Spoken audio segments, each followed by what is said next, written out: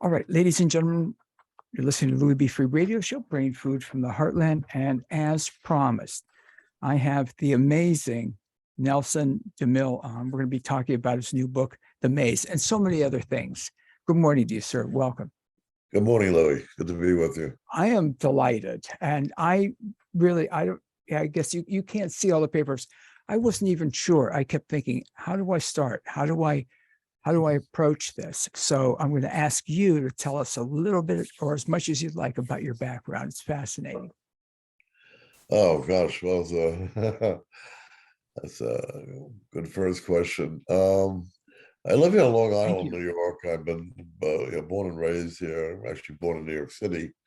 I went to Hofstra University for 3 years, and then I left to join the Army during the Vietnam War, and went to officer candidate school.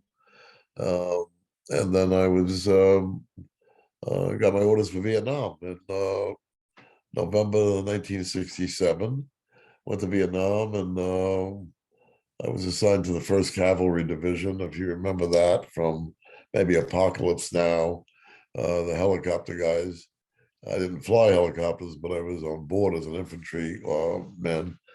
And spent a year in Vietnam, came back, finished college, and like a lot of guys come back from war, like Norman Mailer and James Jones, and decided I wanted to write the Great American War novel. And that's kind of what got me into the writing process. And, living in New York, I knew people in the business, and I served as somebody who had a connection to the publishing business. And I started writing, but never really got that particular novel published. But I went up doing some police procedural paperback originals. And then in 1978 or 77, I wrote a book called By the Rivers of Babylon, my first hardcover, published in 78, and it was a big success. So I went from, impoverished writer to some financial and critical success. And that was 78. That was 23 books ago, and I've been doing it ever since. And this is my 23rd book and the 8th John Corey book in the series. That's astounding. 23. And of those, you've got a number of bestsellers, including 7 #1 New York Times bestsellers. I'm in awe of that. And I love reading a little bit about your writing process. And again, forgive me, I'm going to jump all around. You write with a #1 pencil on a pad. Right. I mean, I love that. I love hearing that because everybody's so, and I can understand why they would type it out on a computer. Right. But you do. Wow. Tell me about that. Well, first, I don't know how to type. And my generation, guys did not type. Girls typed, of course. That's a generational thing. Could I have learned somewhere along the line? Probably. But I was fortunate to always have some young woman or another willing to type for me. I also find the process, I don't know, easier, more creative, Louis. It's like, this is how we learned how to write. Somebody put a pencil in our hand and said, copy your name or something. And I think there's like less interference between your brain and your hand than it would be if you were typing two-handed. My right hand is writing and my left hand's got a cup of coffee in it. And I can think more clearly, but you can use that first draft more. Was it like an outline or a diagram? If I'm writing something and I realize that maybe this paragraph should go earlier, I'll put an arrow up saying, this paragraph. But if I think of something that I need to include in what I'm writing, I'll write it in the margin so I don't forget it. You can't do all that on a computer. So the scribble box, I make notes to myself, and I'm also rearranging with arrows.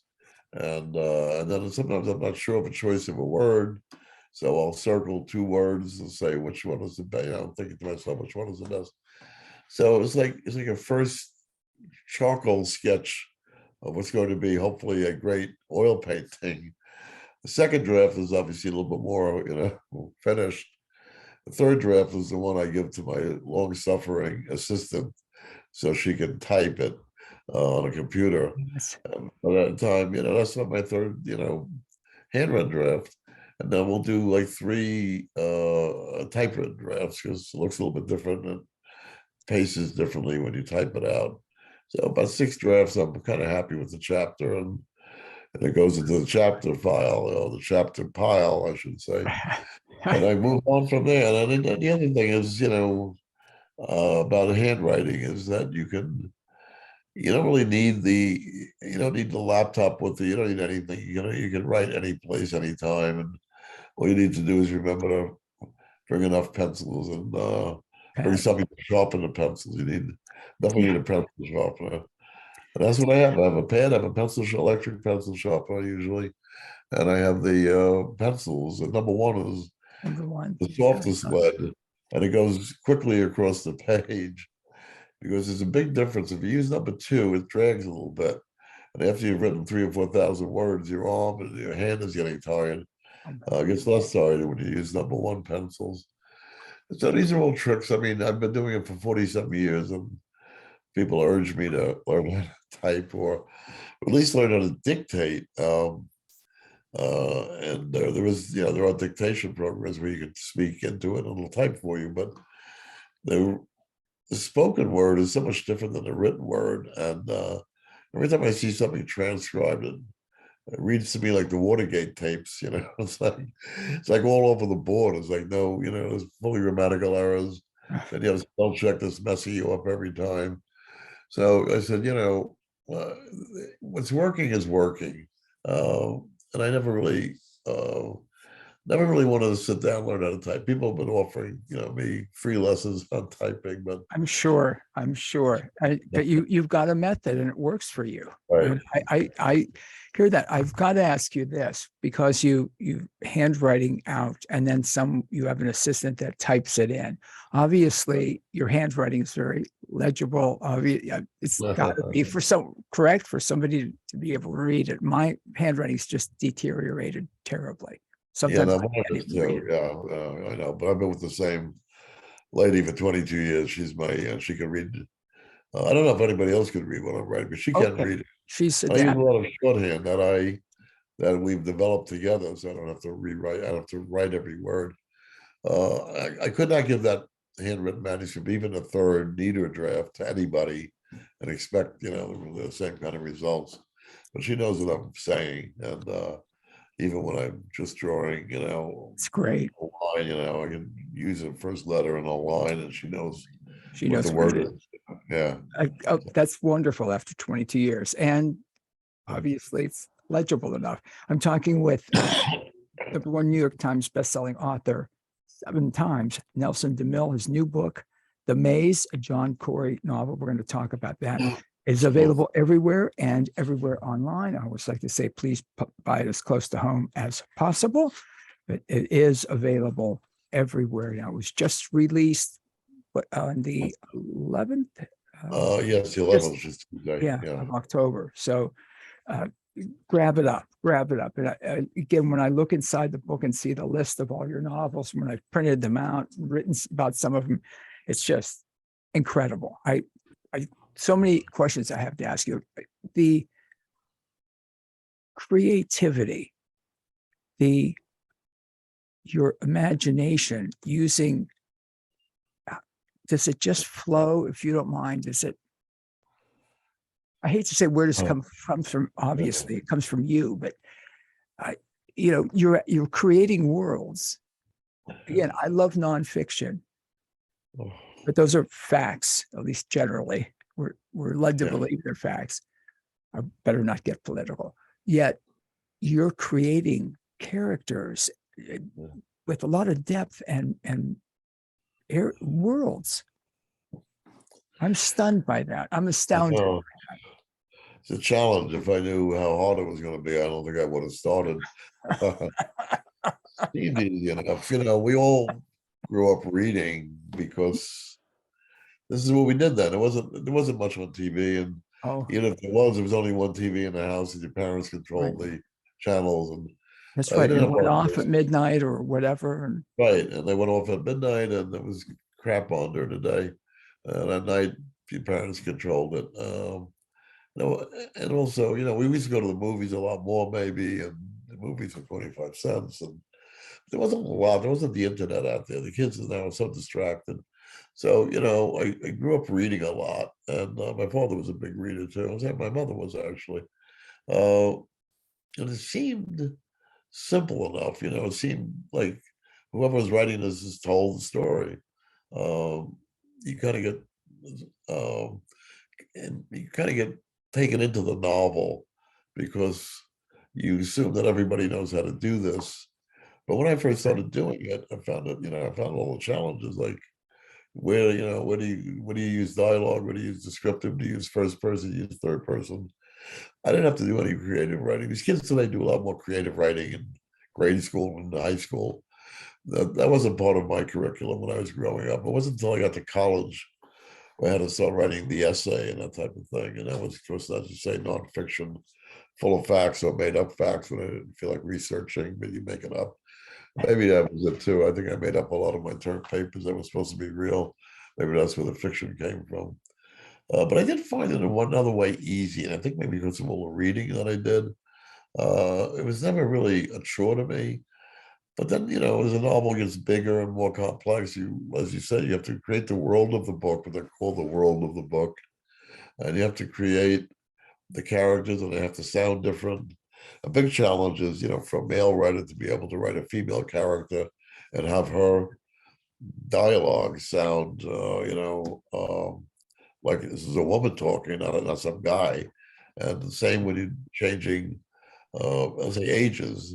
I have a 16-year-old at home, but I'm still challenged by trying to reproduce teenage talk.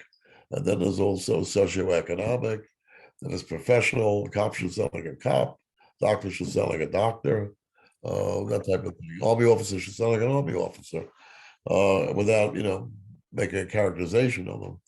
So you're switching speech patterns, and you're switching vocabulary. Some people have bigger vocabularies than others. So that becomes a challenge. And also, not only the world of the book and not only what they're saying, not only the dialogue, but it's also the pacing of the book. Are we spending too long on some scenes? Or some scenes could be milked more, they're really more interesting than we realized. And then there's the plot and the storyline. Where is this thing going? What is it about? There's all these decisions. It's like a binary kind of thing. You gotta make a decision every few minutes as you're writing. Where is this going? Where is this going? Where is this going? You get off in the wrong direction too. So it takes me about a year and a half to write a book. It takes other authors, some authors more, like a Thomas Harris who wrote Silence of the Lambs and Black Sunday. Takes them, maybe it doesn't take them, but they take 5 years between books. I don't know how much time they spend writing. And then you get a James Patterson every 6 months, or even a David Baldacci every year. But you need to put the time into it because this is the finished product that you want to give the editor, and the whole thing has got to come together. Then somebody else reading it will say, "Oh, there's like 5 plot holes in this thing," and you got some problems here. And also, this subsidiary character had blonde hair in chapter 1, and he's got brown hair in chapter 6. That was they call continuity too, and you got to do the continuity. So you're reading and you're rereading, and you have to keep rereading your own stuff without going brain dead. You have to say, I'm reading this for the first time. What am I, and it's not so much what's on the page, it's also what you forgot to put on the page, like Interesting. like people's physical descriptions. You have to work that in without being too boring, because people don't want to read about you could do your short hair. It was a good looking blonde kind of thing. But some people say, we want more. What is she, what she look like? So, you make these decisions. At the end of the day, you got 180,000 words, let's say, 50 or 60 chapters, and you think you've done a good job, and then the editor gets some joy, I think, out of pulling it apart. And then you go back, you do the editorial work based on, the editorial memos that you've gotten. So, yeah, it's a process. Yeah. Well, again, when you said a year and a half to write, I'm blown away by that. That's just incredible, incredibly quick. I think. I mean, I've never written a novel, but I just think with what I'm looking at again with the maze. I mean, the maze is hundreds of pages of nearly 400. I should have looked close to 400 pages, and Yeah. a year and a half. That blows me away. I've got to ask you this, and I hope you don't mind. The dedication to my granddaughters, and then you say, Mudgy loves you. That I love that because it's you opened up with the cute name that obviously they call you, correct?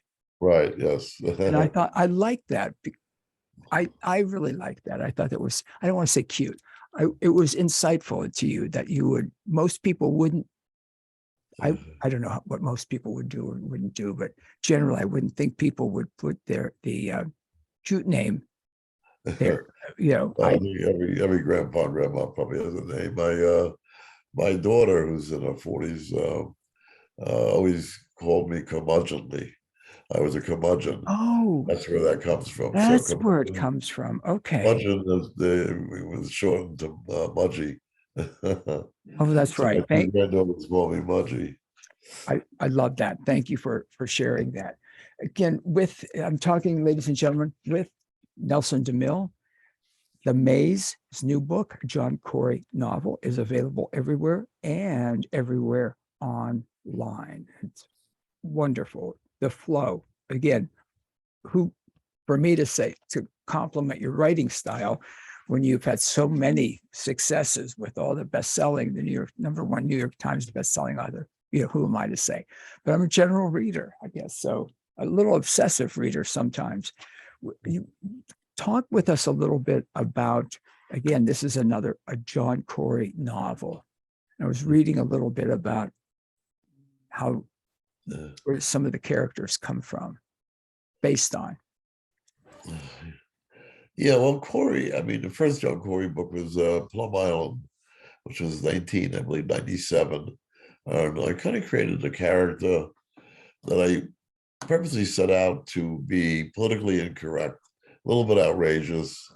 He says things that, doesn't make his bosses happy. When we first meet John, he's a NYPD homicide detective, actually convalescing. He'd been shot in the line of duty. When you first meet him, it's a first-person novel.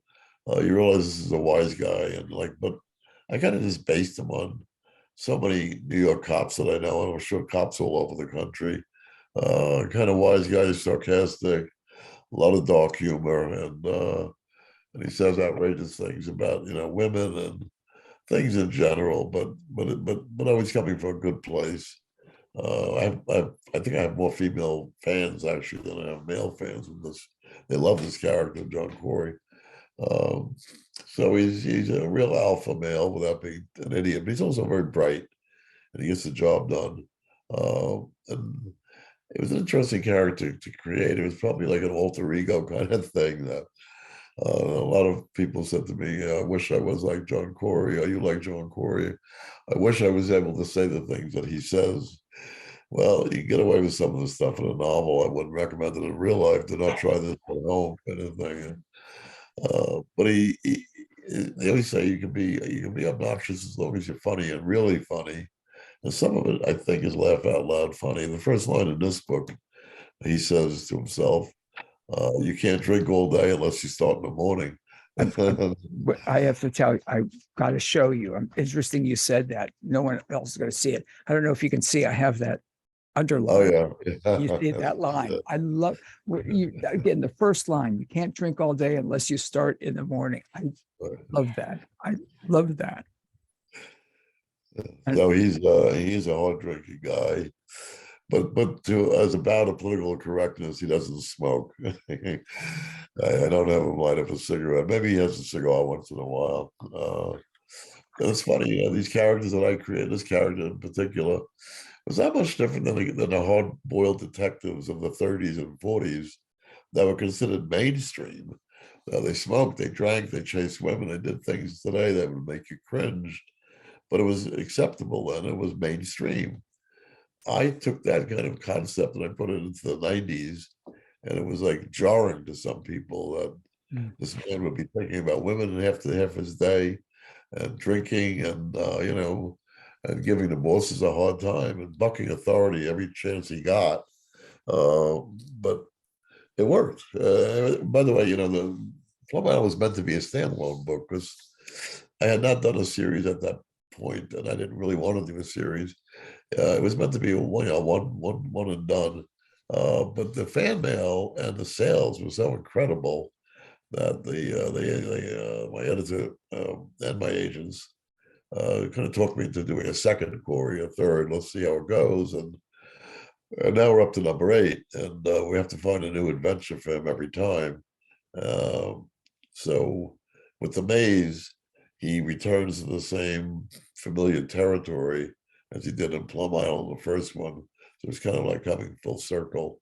And some of the characters from Plum Island come back, including his old girlfriend, Beth Penrose, who was a county homicide detective, and she's back, and a few other people. So I think people who are fans of the series will particularly enjoy The Maze. Maze, by the way, Louis, debuted at number 3 on the New York Times bestseller list. Oh, So debuted. Forgive me that for thing. echoing you. It debuted number 3 Yeah, it was. on the New York Could have Times debuted at bestseller. number 1, but debuted at number 3. So a lot of my books debut at number 1. I think number 1 was David Baldacci, who I know.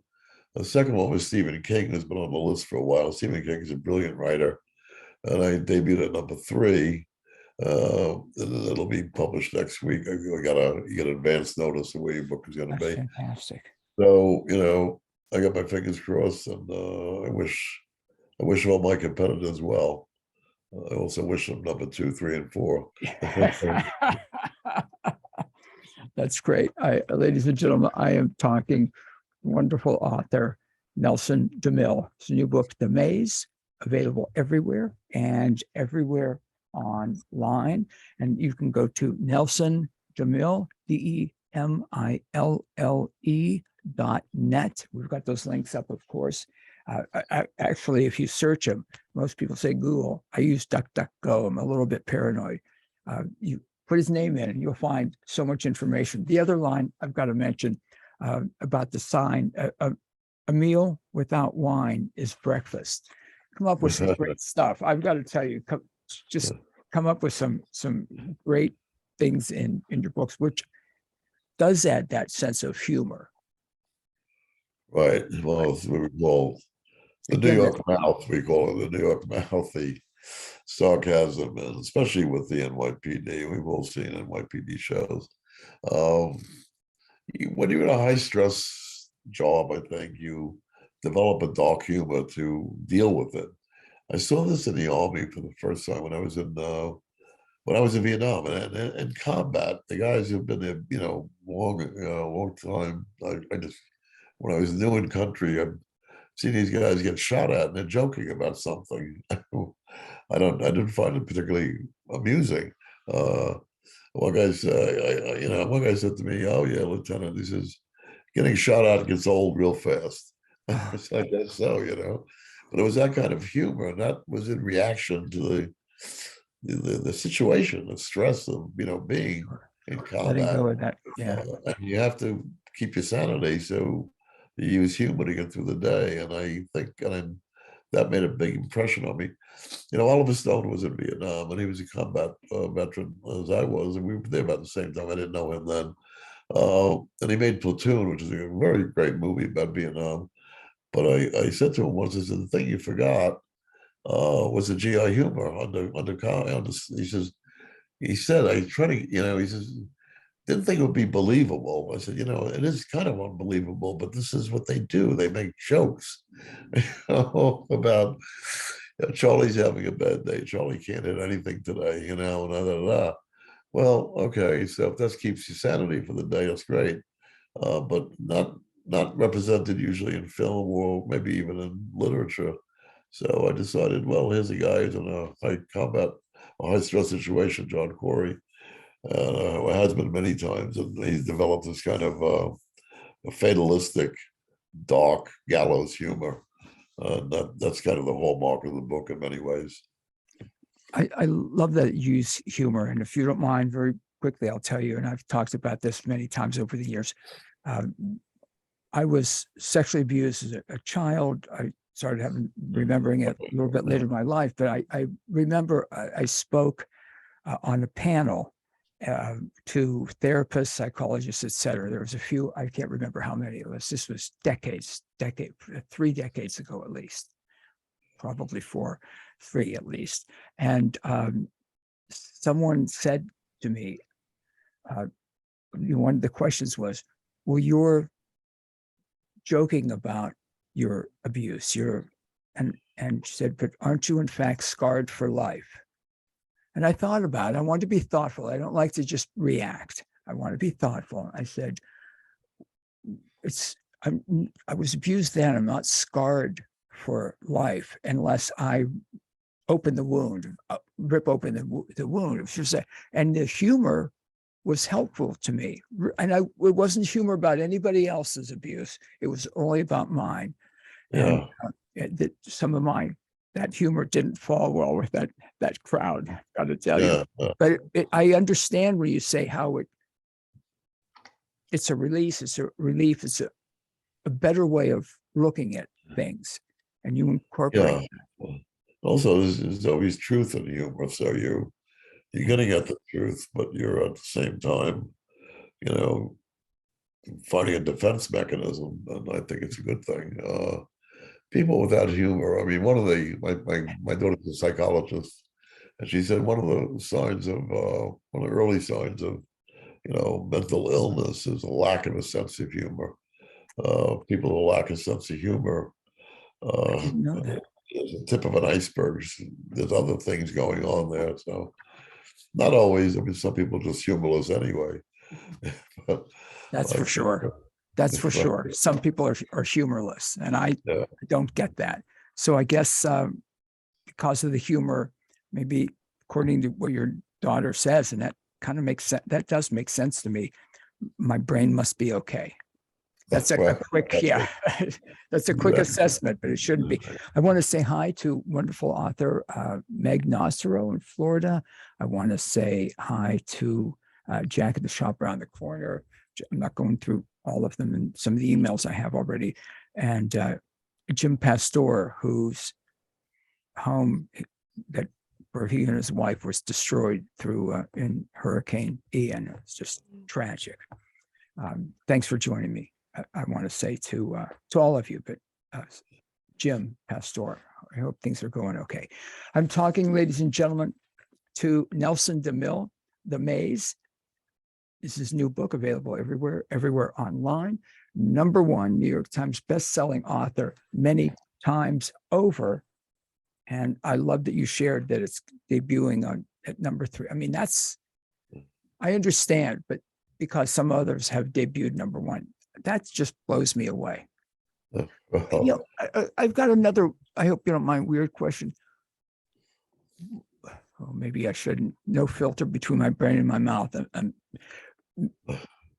What do you think? What do you feel is that difference in when you write and it right away goes to become a bestseller?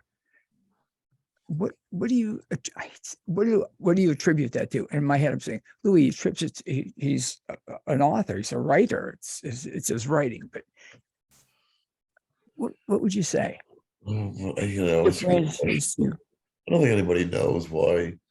Look, we all know best-selling authors who probably shouldn't even be published, and no names. I would never name. Yeah, I've felt that way numerous maybe times. they had a first great novel, and then they just wrote on their laurels. And I see manuscripts sometimes people give me, want me to take a look at them. I've seen some stuff that actually was brilliant, but couldn't get it published. Why?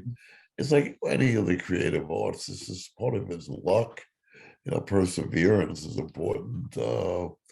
But why, okay, so after you've gotten published, like I had, because I knew somebody in the business, so I got the door open for me like 3 inches. How do you stay there? Well, it's easy to, have a couple of good successful books and then go down the tube. The mortality rate, if you want to call it that, amongst authors is high. Same as actors to some extent. Athletes is a little bit less subjective. Athletes, they can't perform anymore, uh, but when it comes to the creative arts, some of it is luck, but some of it is a little bit of business savvy is not a bad thing. Talk to your publisher about the marketing campaign, the advertising campaign, and like what I'm doing now, which is the publicity campaign for the book. You want to back up your publisher, you want to back up the bookstores. I think if you're writing for money and money is the only thing on your mind, it's not going to work out well. But if you're writing, for your audience and for your own creative inner self, and you do the right things, the book has maybe some karma that goes along with it. But the short answer is I just don't know. I don't know why some people are bestsellers who really shouldn't even be allowed near a computer. And some people are much better writers than those writers, and either are getting published as mid-list or lower list authors, or not getting published at all. It's just too subjective to even think why this happens and how it happens.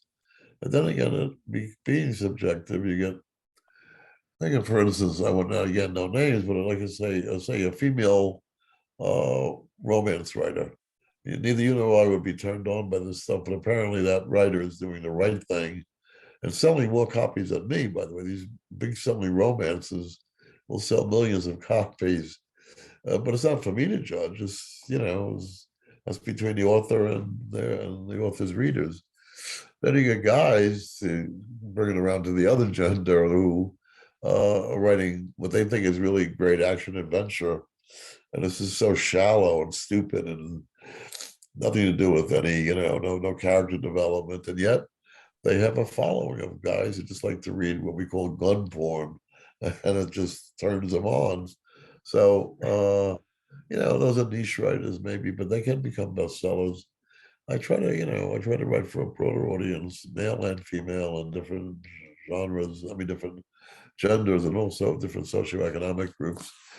And at the same time, make it commercial, but make it right. But don't insult the reader's intelligence either. It's not highbrow stuff, and it's not lowbrow stuff. It's what we call kind of middlebrow stuff that everybody should be able to relate to. I just got a review in the New York Times, by the way. One reviewer, it wasn't a long review, but the New York Times is hard to get a review. I'm just kind of surprised he even reviewed The Maze. But amongst other things, and she didn't like the book, obviously, because wouldn't expect the New York Times review to like this book. But she did say grudgingly, it was enraging but engaging.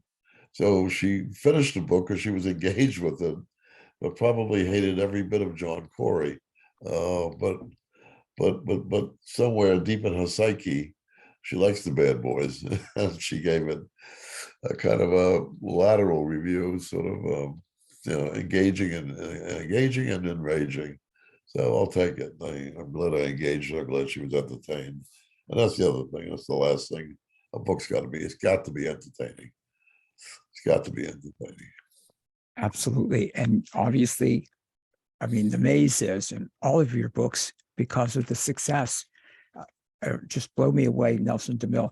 I love when I was reading about you that it said that your liberal use of sarcasm and dry humor. I love that. Again, the humor, avoiding Hollywood endings, finishing either inconclusively or, well, what is that like? That note, you not doing Hollywood endings. I'm sure you've read that about. Yeah, I have. Yeah, right. I'm kind of known for that. Some of my endings are ambiguous. Some of them are wrapped up at the end tidy because it's kind of what the book called for. But Look, every book, like every movie, is a slice of life. You got to know. The creator has to decide where it's going to start and where it's going to end. We know when you see a movie, you're not seeing somebody's life story from the time they were born to the time they die. You take a slice of life out of that. Sometimes authors tend to start too early and giving background that really not necessary, or it gets boring. Well, they get into the story quickly, but then they want to give the author background, so they start doing past tense kind of things, and that's kind of throws the reader off too. You have to know how to balance it. But toward the end of the book, now you got to make the decision: what do I wrap up? What do I? How much needs to be wrapped up? Does the boy and the girl go off into the sunset together? Well, in my books, you just never know. There was always the hint that there would be more to this relationship, maybe, and maybe not. It's great. Some readers like that. Maybe most readers Um, don't. It's well, tough. yeah, Uh, obviously they like it. yeah. Well, they must like it on one level, which leaves them to kind of imagine something. The reader's got to put something into some of the endings of my books, but I get a lot of fan mail saying, well, like one of my books, Upcountry, character Paul Brenner, who was played by John Travolta in the movie General's Daughter. Yeah, This is the second yes. book in the series. Uh, does the Paul Brenner character go off with Susan at the end, the woman he met in Vietnam? We don't know, and people think, well, he's setting it up for a sequel or a second, third book in the series. Well, maybe, maybe not. Yeah. But the point is, Great. we don't know, and maybe not that important. Maybe life is, not that neat. And And Hollywood was great. We all remember the Hollywood movies where you never saw the boy and the girl go off separately and not know they were always together at the end. And maybe I reacted to that by saying, life is not that's right. that deep. And people can use their imagination. Right? Absolutely. I mean, they can, Absolutely. which is Right. good for them. I know we're getting close on time. You've got to be out in a few minutes, correct? Oh yeah. Well, I don't want to. You. yeah, I'm sorry to ask. noon is good. Noon, a little Okay. afternoon is fine. Yeah. So let me get to a couple of things very quickly. You're going on tour. We've got the links up. It's nelsondemille.net, DEMILLE. A couple of things I want to say. Your modesty blows me away with all the successes, and I love that about you. I've said I just don't know. You can love the work, and then maybe you get the author on. It's terrible to say, but you're maybe disappointed a little bit with like, I thought he'd be nicer, or I thought whatever. You're a blast to talk with. And again, your quality Absolutely. blows me away. Same to you. This is fun. Thank you. A couple of things. The acknowledgments at the book. I know probably a lot of people don't focus on the acknowledgments, but to me, I read differently for an interview, et cetera. And I want to know about who wrote the book, which is what I love about having you on. You're so generous with the acknowledgments, and there's a number of them I have underlined, and we don't have time to go through them, but it's absolutely beautiful what you write and how, again, generous you are with your acknowledgments. I just think that's is beautiful. I love this. Writing is a solitary profession, but life is a shared journey, and more. Quickly, if you don't mind, about you write with your son, Alex. You raised a writer. I do, yeah. And but back to the acknowledgments. I mean, I'm in the enviable position of being able to thank a lot of people publicly, which is terrific. That makes me feel good. These people put a lot into either my book or my life, and they made the book possible. And I should be acknowledged. And that even includes my agents and my editor and people I have disagreements with sometimes, but they're all there they're all there. We have the same goal, and they should be acknowledged. It's nice that I can do this in print. That the publisher doesn't even wince at it. The publisher doesn't even say, "You're wasting my pages. on printing time on the press. And no, they're happy with it. They, as far as my son, Alex is 42 now, and he was he's a screenwriter. One of his student films got won first place at Comic-Con. So he's very talented. He's a good screenwriter, a very good screenwriter, and he also does some directing and film editing. And he's married to a cinematographer who's That's wonderful.